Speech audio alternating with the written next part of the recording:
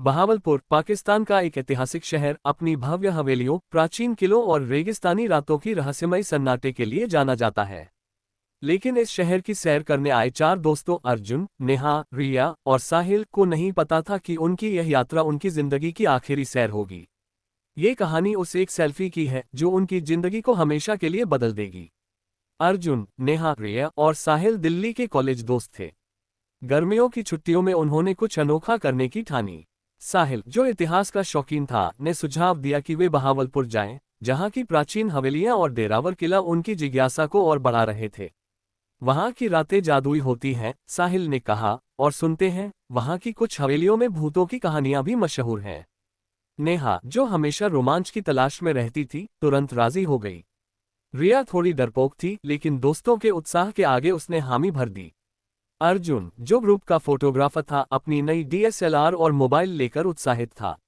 इस बार ऐसी तस्वीरें लूंगा कि इंस्टाग्राम पर तहलका मच जाएगा, उसने हंसते हुए कहा। चारों दोस्त एक पुरानी जीप में सवार होकर बहावलपुर की ओर निकल पड़े।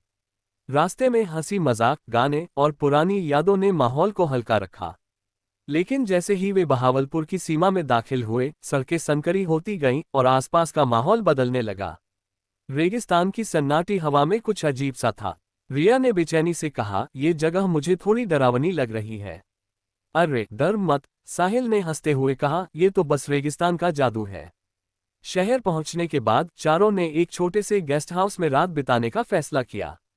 अगले दिन साहिल ने बताया कि उसने स्थानीय लोगों से एक परित्यक्त हवेली के बारे में सुना था, जिसे रमैया की हवेली कहा जाता था। कहानी थी कि 200 साल पहले रम्या नाम की एक तवायफ उस हवेली में रहती थी। उसकी खूबसूरती और नृत्य की कला के चर्चे दूर दूर तक थे, लेकिन एक रात दो भाइयों के बीच हुए झगड़े में उसकी हत्या हो गई। तब से उसकी आत्मा उस हवेली में भटकती है और जो भी वहां जाता है वह कभी वापस नहीं लौटता। ये तो परफेक्ट है, अर्जुन ने उत्साह से कहा। सोचो, अगर हम वहां की तस्वीरें ले आए तो कितना मजा आएगा। रिया ने विरोध किया, नहीं, मुझे नहीं जाना, ये ठीक नहीं लगता। लेकिन नेहा और साहिल ने उसे मनाया और चारों उस हवेली की ओर चल पड़े। हवेली शहर से कुछ किलोमीटर दूर रेगिस्तान के बीचों बीच थी। जैसे ही वे वहां पहुंचे, हवेली का दृश्य देखकर उनके रोंगटे खड़े हो गए।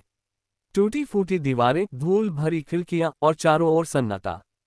हवेली के दरवाजे पर एक पुराना ताला लटक रहा था, जो आसानी से खुल गया। लगता है कोई हमें बुला रहा है, नेहा ने मजाक में कहा, लेकिन उसकी आवाज में हल्की सी घबराहट थी। हवेली के अंदर का माहौल और भी डरावना था। दीवारों पर पुरानी तस्वीरें टंगी थीं, जिनमें धूल जमी थी। हवा में एक अजीब सी गंध थी, जैसे कोई पुराना इत्र। साहिल ने हवेली के इतिहास के बारे में बताना शुरू किया, जबकि अर्जुन हर कोने की तस्वीरें ले रहा था।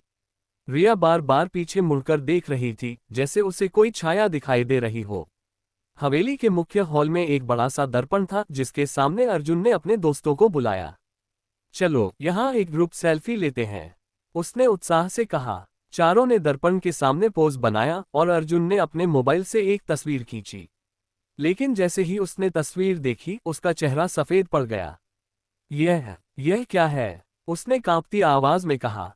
तस्वीर में चारों के पीछे एक पांचवी आकृति थी, एक औरत जिसके लंबे बाल थे और चेहरा असामान्य रूप से पीला था। उसकी आंखें खाली थीं और मुस्कान ऐसी थी जैसे वह उनके डर का मजा ले रही हो।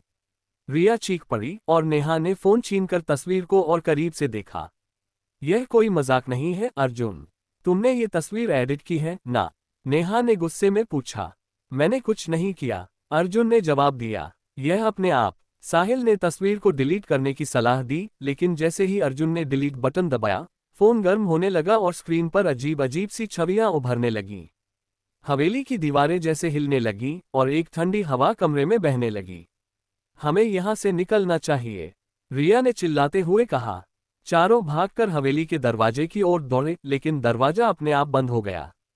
अर्जुन ने उसे खोलने की कोशिश की, लेकिन ताला जाम था।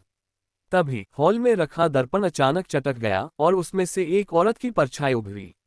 उसकी आवाज हवा में गूंज रही थी, तुमने मुझे बुलाया, अब तुम मेरे हो। रिया बेहोश होकर गिर पड़ी। साहिल ने उसे उठाया और चारों किसी तरह हवेली के पीछे के रास्ते से बाहर निकले।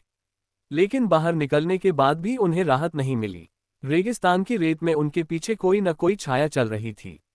अर्जुन का फोन बार बार अपने आप चालू हो रहा था और उसमें वही तस्वीर बार बार दिखाई दे रही थी, लेकिन अब उस औरत की आंखें और डरावनी हो चुकी थीं। वे किसी तरह अपने गेस्ट हाउस पहुंचे, लेकिन वहां भी माहौल बदल चुका था। गेस्ट हाउस का मालिक, एक बूढ़ा आदमी, उनकी हालत देखकर चौंक गया। जब उन्होंने उसे तस्वीर दिखाई तो उसने डर से फोन फेंक दिया। ये रमिया है, उसने कांपते हुए कहा। उसकी आत्मा उस तस्वीर में कैद हो गई थी। तुमने उसे आजाद कर दिया। बूढ़े ने बताया कि रमिया की आत्मा को शांत करने का एक ही तरीका है, उस तस्वीर को हवेली में वापस ले जाना और उसे जलाना। लेकिन ये काम आसान नहीं था, क्योंकि रमिया की आत्मा अब उनके पीछे पड़ चुकी थी। उस रात नेहा को सपने में रमिया दिखी, जो उसे दर्पण में खींच रही थी। साहिल को रात में अपने कमरे में घुंघरुओं की आवाज सुनाई दी। रिया की हालत सबसे खराब थी, वह बार बार चीख रही थी कि कोई उसे छू रहा है। अगले दिन चारों ने हिम्मत जुटाई और हवेली वापस गए। अर्जुन ने तस्वीर को प्रिंट कर लिया था और वे उसे जलाने के लिए तैयार थे। हवेली में कदम रखते ही माहौल और भारी हो गया। दीवारों से खून की तरह लाल रंग टपक रहा था और हवा में रम्या की हंसी गूंज रही थी। साहिल ने एक पुरानी किताब में पढ़ा था कि आत्मा को शांत करने के लिए मंत्रों का जाप करना होगा। उसने स्थानीय पंडित से कुछ मंत्र सीखे और उन्हें पढ़ना शुरू किया। अर्जुन ने तस्वीर को आग में डाला, लेकिन आग बुझ गई। रम्या की आत्मा अब उनके सामने थी, उसका चेहरा विकृत और आंखें जल रही थीं। तुमने मेरी शांति भंग की, उसने चीखते हुए कहा। अब तुम सब मेरे साथ रहोगे। तभी रिया ने हिम्मत दिखाई और अपने गले में पहने हुए ताबीज को रम्या की ओर फेंका। ताबीज ने आत्मा को कमजोर किया और साहिल ने मंत्रों का जाप तेज कर दिया। अर्जुन ने फिर से तस्वीर को जलाया और इस बार आग ने उसे पूरी तरह नष्ट कर दिया। रम्या की चीखें हवेली में गूंजती रहीं और फिर सन्नाटा छा गया। चारों किसी तरह हवेली से बाहर निकले, लेकिन उनकी जिंदगी हमेशा के लिए बदल चुकी थी। रिया अब कभी अकेले नहीं रह पाती थी। नेहा को रात में दर्पण देखने से डर लगता था। साहिल ने इतिहास की किताबें पढ़ना बंद कर दिया। और अर्जुन, उसने कभी फिर से सेल्फी नहीं ली। उनके फोन में वह तस्वीर भले ही जल चुकी थी, लेकिन उनकी यादों में रम्या की वह भयानक मुस्कान हमेशा के लिए कैद हो गई थी। बहावलपुर की वह हवेली आज भी खड़ी है और स्थानीय लोग कहते हैं कि रात के सन्नाटे में वहां घुंघरुओं की आवाज अभी भी सुनाई देती है। नैतिक शिक्षा। हर तस्वीर के पीछे एक कहानी होती है और कुछ कहानियां ऐसी होती हैं जिन्हें कभी नहीं खोला जाना चाहिए।